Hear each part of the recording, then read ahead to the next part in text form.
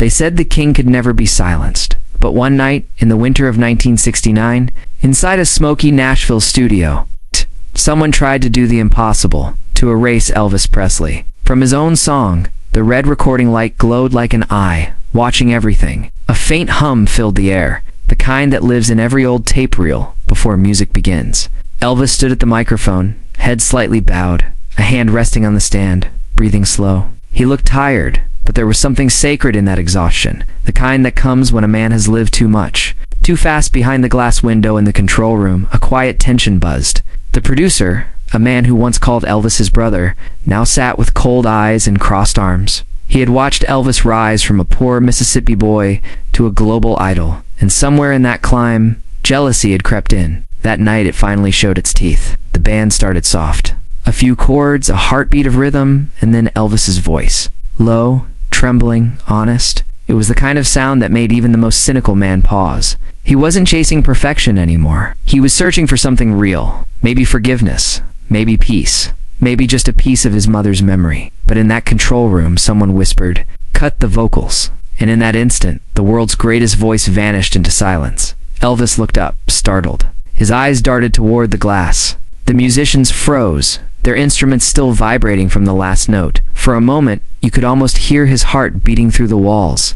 The silence wasn't just quiet, it was cruel. Elvis stepped back, jaw tightening. He didn't shout, he didn't storm out. He just stood there, staring at that red light, as if he could see through it, straight into the heart of the man who betrayed him. A moment passed, long and heavy. Then, with a calm that was colder than anger, he whispered, "Run it again." But that was the moment no one wrote about. It wasn't in the magazines or the press clippings. But the people who were there, they never forgot it. Because that night, the king of rock and roll wasn't just fighting a man in a studio. He was fighting the invisible war that comes with fame, the war between loyalty and loneliness. And somewhere deep inside, he knew this was only the beginning. The morning after that uneasy night, Nashville woke under a pale sun. The city's rhythm was soft, the streets still glistening from a light rain. But inside RCA Studio B, the air was heavy, thick with unspoken tension. Elvis had arrived early. Earlier than anyone expected. No reporters, no laughter, no entourage, just him, the king of rock and roll. Standing alone in a room that suddenly felt much too quiet, he set his coffee on the piano, its warmth rising like a small ghost into the cold air. The lights above flickered once, humming faintly. He looked toward the glass window, that invisible wall between art and authority, and for a brief moment, his reflection looked older than it should have. Tired, but proud. Wounded, but unbroken. He reached for his Gibson, the same old guitar he'd played back in Memphis when he was just a kid with a dream. His fingers brushed the worn fretboard, and for a second, it was as if time folded the fame. The records, the stadiums, all disappeared. All that remained was a man and the music that had once saved him. When the band trickled in, James Burton, Ronnie Tutt, and the rest, they felt it too. Something was different. The easy jokes and small talk faded fast. Nobody wanted to disturb whatever quiet storm was brewing inside their friend.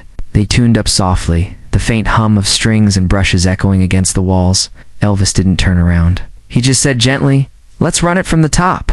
As the red light blinked on, a subtle shiver ran through the room. He began singing, low at first, a hush in his voice that carried more truth than volume ever could. The first line came out rough, like gravel underfoot. But as the verse flowed, his tone deepened. Sorrow melting into strength, pain becoming poetry. It wasn't the cleanest take, but it was honest. Inside the control booth, the producer sat with his arms folded, eyes cold. He'd been in the business long enough to know when an artist was slipping, but what he saw now unsettled him. This wasn't a man unraveling, it was a man reclaiming himself. Every note Elvis sang seemed to carve through the invisible chains that pride and jealousy had tried to wrap around him. At one point, paused just a fraction too long, staring directly into the glass. The room froze. No one dared to move. And then with that same quiet fire, he changed a lyric mid-song. "You can cut the sound, but you can't kill the song." The words weren't in the original. He had written them right there, for that moment, for that man on the other side of the glass. It was subtle, but it hit like thunder. The producer blinked. His jaw tightened. He turned to the engineer as if to say something, but the man just shook his head. No one was going to stop Elvis this time. As the bridge came in, the backup singers followed, sweet, trembling harmonies wrapping around his voice like a prayer. You could feel it building, that sacred tension between pain and grace. The drummer's stick slowed, the bass throbbed steady, and Elvis's voice rose, raw, trembling, alive. For a moment, the studio ceased to exist. There was only the sound and the truth inside it. When he hit the final note, it wasn't loud, it wasn't dramatic. It just lingered like a heartbeat echoing through the walls. Then came silence. The kind of silence that isn't empty, but full of meaning, full of memory. Elvis lowered the mic. The red light turned off. The song was done. No one said a word. You could almost hear the hum of the old amps cooling down. Finally, Elvis looked toward the booth, his expression unreadable, and said quietly, "Don't erase it. That's the one." It wasn't anger. It was authority. The kind that comes from a man who's been doubted one too many times, yet refuses to bend. The producer swallowed hard. He knew that take was gold, not for its perfection, but for its soul, and he knew he couldn't touch it. Elvis had turned his silence into something immortal. As the band packed up, Elvis stayed behind. Sat at the edge of the stage, guitar in hand, fingers gently brushing the strings. He didn't play. He just listened to the faint ring of what they'd just created. He glanced again at that reflective glass, and for a moment, he saw not himself, but his mother, Gladys. Smiling faintly, like a memory caught between worlds, he whispered under his breath, "You'd be proud of this one, Mama." Outside, thunder rolled low across the Nashville sky. Rain began tapping against the window pane, soft and steady. Elvis slipped a white scarf from around his neck, the one he'd worn at every major performance, and laid it over the piano keys. That scarf would become more than fabric before. The night was over. It would become a symbol of memory, of music, of promises that never die. He stood, smoothed his jacket, and walked to the door. Before leaving, he turned to the engineer and said, almost gently, "Make sure that track never gets lost. One day folks will need to remember what real feels like." And then he was gone. A tall shadow against the dim light, footsteps echoing through the long hallway. No grand exit, no raised voice. It's just quiet strength. The kind that only legends carry when they've been betrayed but refuse to break. That night, as the reels wound down and the last of the staff left, the engineer replayed the session alone. He leaned back, eyes closed, listening to the crackle of tape and the hum of Elvis's voice. Trembling, imperfect, human. When the line came, "You can cut the sound, but you can't kill the song," he felt a chill, because he knew. What everyone in that room had just witnessed, Elvis Presley didn't just sing that night. He reclaimed something sacred, the right to feel, to fall, to rise again. The town of Tupelo, once quiet and friendly, now buzzed with whispers. Elvis's act of stepping between a white boy and a black girl had shaken the roots of its southern comfort. It wasn't just a small-town quarrel anymore. It was a story that lit up every diner, church, and barbershop in Mississippi. The local newspaper printed it with a slanted smile. Young singer interferes in schoolyard matter. But everyone knew what that really meant. Some said that Presley boy's lost his mind, standing up for her like that. Others whispered, he did what a decent man should have done. By nightfall, the tension spread beyond words. The air itself felt split, like the town was breathing through two separate hearts. At Graceland, Elvis sat at his piano, his fingers tracing slow notes that sounded like heartbreak. The melody drifted through the halls, soft but restless, like something inside him was searching for peace it couldn't find. His friend. Red pushed open the door quietly. "Elvis, you've stirred the hornet's nest," he said, leaning against the wall. Elvis kept playing, eyes half closed.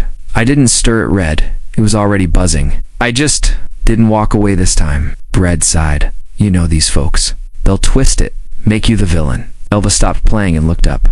"Then let 'em. I'd rather be the villain for doing right than a hero for keeping quiet." But as he said that, the phone rang. On the other end was Colonel Tom Parker, his voice sharp, cutting through the night like cold metal. "Elvis, what's this I hear about you making a scene?" "Son, we've got a show in Memphis next week. We can't afford this kind of heat." Elvis's voice dropped, calm but firm. "Colonel, it wasn't a scene. It was a child getting hurt. I don't care if it was the Pope himself. You stay out of trouble. You're not a preacher. You're an entertainer. You sing, you smile, and you sell tickets. Leave the saving to somebody else." Elvis's jaw tightened. His eyes darkened like a storm pulling over calm water. "Colonel," he said slowly, "music ain't just for selling tickets. It's for telling the truth." There was silence. Then a low chuckle from the colonel. "Truth doesn't pay the bills, son." The line clicked dead.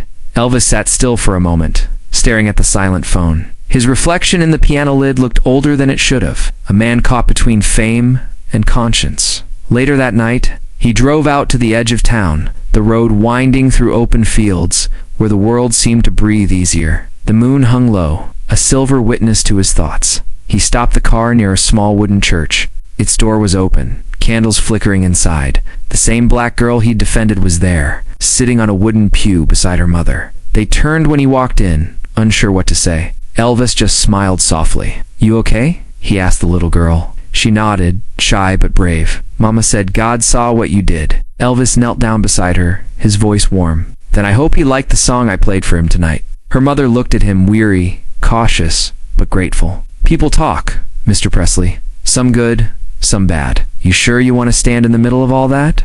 Elvis looked up at the cross above the altar, the candlelight dancing across his face.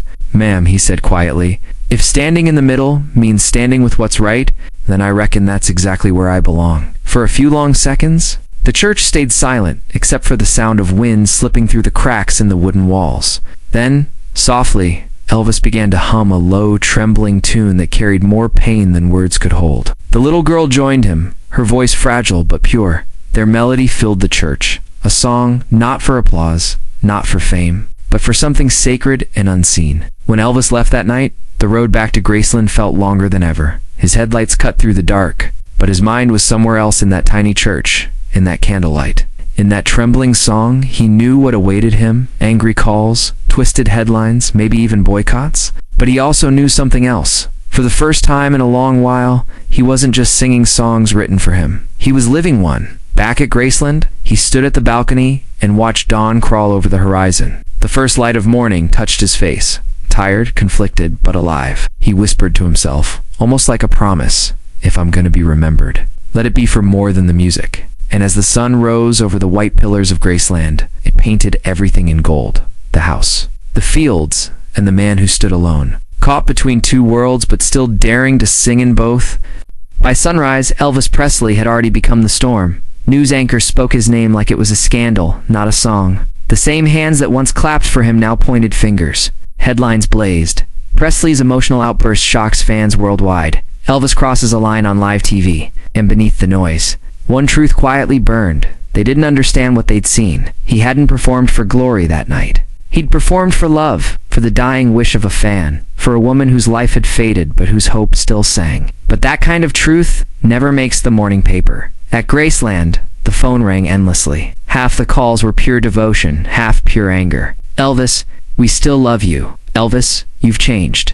The world that once adored him now stood split down the middle. Unsure whether to bow or to blame, he sat by the window in his music room, untouched coffee beside him, staring out at the Memphis rain. The world outside looked cold, but inside, he felt colder still. Red West walked in quietly. "You all right, E?" Elvis didn't answer at first. He just plucked a soft note on his guitar, the sound trembling like a sigh. "I just sang a song, Red. That's all I did. But they act like I declared a war." "You didn't do anything wrong." Elvis turned, eyes full of sadness and resolve. "Maybe not.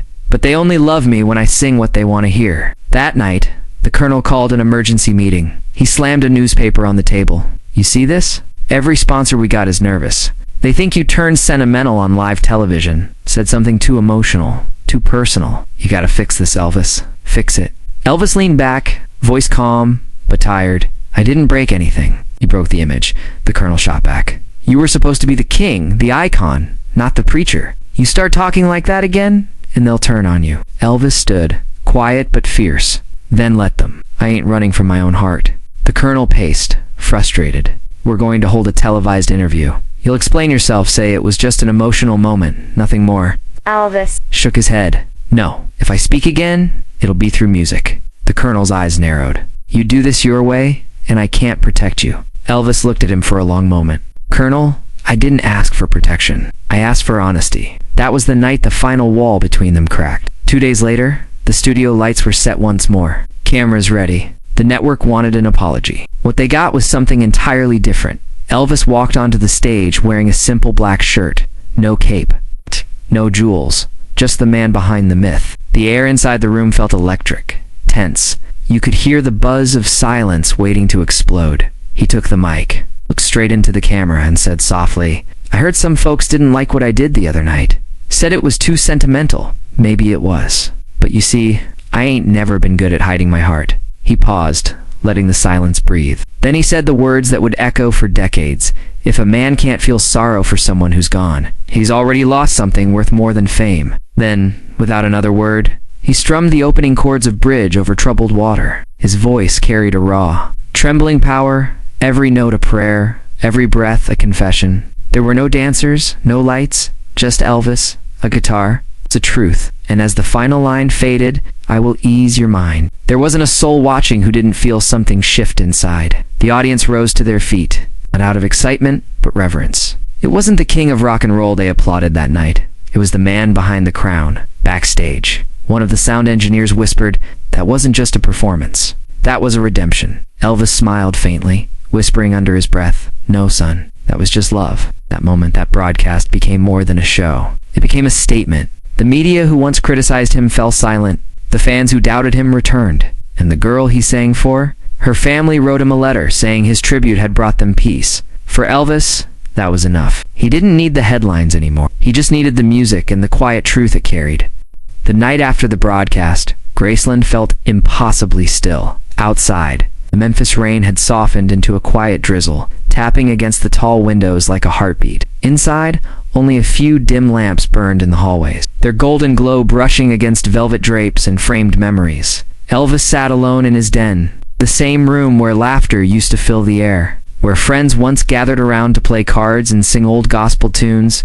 But tonight, there was only silence. The TV was still on, replaying the broadcast that had just gone out to millions. His own image stared back at him, weary, sincere, stripped of all glitter. He watched himself sing Bridge over troubled water again, and for the first time, he didn't see the performer. He saw the man. He turned the volume down and whispered, that's who I really am. Red West quietly opened the door, stepping in with a cup of coffee. You did good tonight, E. Elvis nodded, eyes still on the screen. It felt different, like I finally said something worth hearing. You did, Red said. The Colonel might not like it, but people needed to see that side of you. Elvis smiled faintly. Maybe, or maybe I just needed to see it myself. He leaned back, running a hand through his hair. You know, Red, when I was a kid, Mama used to tell me that if God gives you a voice, you better use it for something that matters. I think I forgot that for a while. Red didn't say anything. There wasn't much to add. The two old friends sat there in quiet understanding, while outside, thunder rolled far away, soft, distant, fading. By morning, the newspapers told a different story. Presley's raw honesty wins hearts. The king returns, and this time, he's real. What had started as controversy had turned into reverence. People were calling in 2 radio stations, writing letters again, thanking him for speaking from the heart. But Elvis didn't read most of them. He was done chasing approval. He spent his days quietly walking around the Graceland gardens, feeding the horses, humming gospel melodies under his breath. At night, he would sit at the piano, eyes half closed, and play soft old hymns, Peace in the Valley, How Great Thou Art, crying in the chapel. Sometimes tears would fall without warning. Not of sadness exactly, more like release. There were moments when he would look up at the portrait of his mother, Gladys, hanging on the wall, and say softly, Mama, I think I'm starting to understand what you meant. One afternoon, Linda Thompson came by. She found him sitting by the window, strumming his guitar with a faraway look in his eyes. You've been quiet lately, she said gently. He smiled. Maybe I finally ran out of noise. She sat beside him, touching his hand. People are talking about that performance everywhere. You made them feel something again. He looked at her, eyes calm and deep. You know, Linda, all my life I've been trying to make people feel something, but I spent too long trying to do it with showmanship. The lights, the jumpsuits, the gold. Turns out, it was never the glitter they needed. It was the truth. Oh, she smiled softly. And now you've found it? Elvis looked out the window again, toward the slow-setting sun. Maybe I have, but finding it and keeping it, that's the real hard part. That night, after everyone had gone to bed, he walked quietly to the piano room. The moonlight fell in through the big windows, painting silver lines across the keys. He sat down, took a deep breath, and began to play I'll Remember You. His voice was barely more than a whisper, trembling with emotion. But in that whisper lived everything the fan he'd sung for, the mother he'd lost, the man he'd become. When the last note faded, he looked up and whispered, I hope you heard that, darling. Wherever you are, for a long time he just sat there in the stillness. The fame, the noise, the misunderstandings, none of it mattered anymore. What mattered was that, for the first time in years, he'd found peace inside his own song. He leaned back, closed his eyes, and let the silence fill the room, a silence not of emptiness, but of meaning in the weeks that followed. His team noticed something had changed in him. He smiled more, worried less. He gave money quietly to hospitals and schools, but refused any public recognition. He began talking about recording a new album, something stripped down, soulful, honest. When asked what kind of record it would be, he said simply, one that sounds like home. It was Elvis in the years after the storm, not the rebel, not the icon, but the man who had finally come to terms with himself. He once told a close friend, "You know what the hardest thing is about being Elvis Presley? It's remembering that somewhere in all this, in the music, the fame, the lights, there's still a human being trying to love, trying to understand, trying to be kind." And that was the truth of him, not in the records sold or the stages conquered, but in the quiet grace of a man who kept trying to love the world, even when the world didn't always love him back. Morning light crept softly through the tall curtains of Graceland, wrapping the old mansion in gold.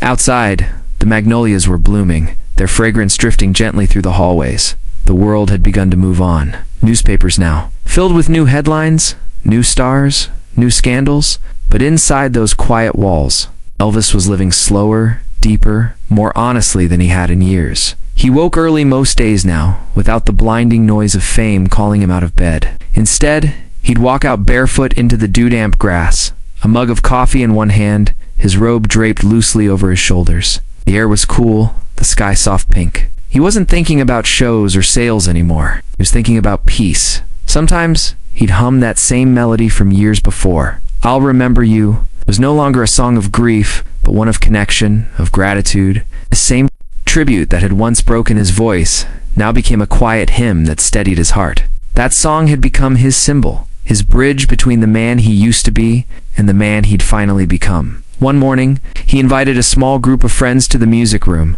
just the people who truly knew him, the ones who'd been there through the highs and the heartbreaks. No press, no stage lights, just music. They gathered around, and Elvis said softly, "I don't want to perform tonight. I just want to share something." He sat down at the piano. He played slowly, his fingers trembling slightly, but the sound that filled the room was pure, gentle, forgiving. His voice carried a warmth that hadn't in years, not the fire of fame, but the glow of understanding. As the last note faded, the room stayed quiet. No one clapped. No one needed to. It was a moment meant not for applause, but for truth. Elvis looked up, smiling faintly. "You know, I used to think being the king meant you had to be louder than life. Turns out sometimes you just have to listen." Later that evening, he walked out to the stables with Charlie Hodge. The two men leaned on the wooden fence, watching the horses graze under the fading sunset. The air was thick with cicadas, and the low rustle of wind in the trees. Charlie said quietly, "You ever think about what comes next? You've done it all." Elvis shook his head, a faint smile playing on his lips. "No, I haven't. I've sung for the world, but I ain't sung with it yet. There's still so much left to learn." Letting it fall slowly through his fingers, "I used to think my job was to make people happy. Now I think it's to remind them they ain't alone." The words hung in the air, soft but powerful, the kind of truth only learned through years of being misunderstood. Inside the mansion, an old record player spun one of his gospel records. From the living room faintly, you could hear his own voice singing, "Take my hand, precious Lord." He stood in the doorway for a long while, listening to that younger version of himself, so full of hope, so sure of what he was meant to be. And for the first time, he didn't feel sad about the years that had passed. He felt grateful. He turned to Linda, who had joined him quietly. "You hear that, honey? That's a boy trying to tell the world who he is. It took me 40 years to finally hear him." She smiled. "And what's he saying now?" He grinned softly. "He's saying thank you." That night, he sat at the edge of his bed, the lights low, a single lamp glowing beside him. He pulled out an old letter, one from that fan whose story had changed him forever. The corners were worn, the ink faded, but the words still burned with the same quiet grace. "If you ever sing, I'll remember you. Know that I'll be listening." He read it twice, then folded it carefully and placed it back into the drawer. "Guess you were right, darling," he whispered. "You're still listening." Outside, a soft wind moved through the magnolia trees. The world, it seemed, was finally at peace, at least for that one small corner of Memphis. In the years that followed, the world would see many faces of Elvis Presley, the legend, the showman, the tragic hero. But those who truly knew him remembered something deeper. A man who could look beyond the lights and into the heart of people. He wasn't perfect, was flawed, fragile, and human, but that was what made his compassion so real. Every song, every word, every trembling whisper came from that same place of longing and love. And that's what lived on, not just in the records, but in the quiet truth he left behind. When the final concert came, that last night when he walked onto the stage one final time, he didn't perform like a man chasing applause. He sang like someone saying goodbye. The lights were dim, the crowd hushed, and as he finished Unchained Melody, he closed his eyes, smiled faintly, and whispered, just loud enough for the microphone to catch, "I'll remember you." The crowd erupted in applause, warm, endless, and full of love. And somewhere in that moment, it felt as though all the open loops of his life, the promise to a fan, the pain of loss, the search for meaning finally closed with grace. That was his redemption, not in the charts or the fame, but in the shares, but in the shays. Soft returned to who he always was, a boy from Tupelo, who sang because it made the world feel a little less lonely. A man who gave the world his heart, one trembling note at a time. The sun had already begun its descent, pouring amber light across the small southern town. The air was still, as if the entire world was holding its breath. Elvis sat quietly on the back porch of Graceland, his guitar resting on his knee. For the first time in years, his fingers weren't chasing fame or applause. They were tracing memory. A quiet smile stretched across his face as he plucked a few soft notes. Old gospel. The kind he sang with his mama when the world was small and the heart was pure. Each note carried a piece of that day, the day he refused to choose between two cries for help. He remembered the boy and the girl, the white and the black, their faces full of confusion, fear, and then relief. That single decision to stand for both had cost him more than applause could ever repay. The media twisted it, friends cautioned him, record executives frowned. But deep inside, he knew he'd chosen the higher road, the one that no chart could measure, as dusk melted into twilight. Elvis looked at the horizon, glowing like gold dust scattered across heaven's floor. Maybe, he whispered, we all just want to be seen as human. Not colored, not titled, just loved. He turned toward the house. Inside, the faint laughter of children echoed from the living room, distant, warm, innocent. He closed his eyes, letting the sound wash over him. For all his fame, all his struggle, all his rebellion, this was peace. His hand rested gently on the guitar. The final note lingered in the humid evening air, trembling, glowing, then fading into the chorus of cicadas. It wasn't the roar of a crowd that marked the end of this song. It was silence, the kind that comes only when the soul has finally spoken all it needed to say. And somewhere far away, under that same golden sky, two grown strangers, a white man and a black woman, stood outside a small community hall where children now sang together. Neither of them forgot that day, the day the world tried to divide them, and one man's choice had quietly united them. The woman smiled faintly and said, he didn't just sing for people, he sang for what people could be. As the wind carried her words into the fading light, the camera slowly panned back across the cotton fields, over the shimmering river, toward the distant outline of Graceland bathed in gold. A single voice whispered low, tender, eternal, no color in love, no border in kindness. Only the music that lives when everything else fades. The screen faded to black. Soft strings played the first notes of If I Can Dream.